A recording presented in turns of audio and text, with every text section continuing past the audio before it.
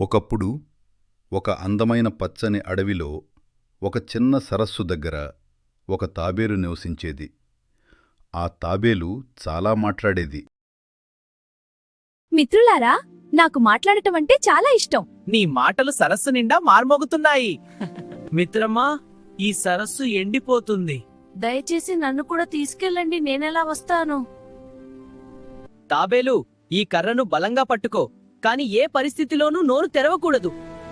అలా ముగ్గురు ఆకాశంలోకి ఎగిరారు. కింద ఉన్న గ్రామస్థులు ఆశ్చర్యంతో చూసి నవ్వారు. అయ్యో, ఎగిరే తాబేలు అని గోల చేశారు. తాబేలుకు కోపమొచ్చింది. నన్నెవరూ తక్కువగా చూడకండి, నేను అని చెప్పబోతుండగా నోరు తెరిచిన వెంటనే కర్ర జారిపోయింది. తాబేలు గాల్లోనుంచి కింద పడిపోయింది. ఆ రోజు తాబేలు ఒక గొప్ప పాఠం నేర్చుకుంది. అధికంగా మాట్లాడటం ప్రమాదం. మాట్లాడే ముందు ఆలోచించాలి.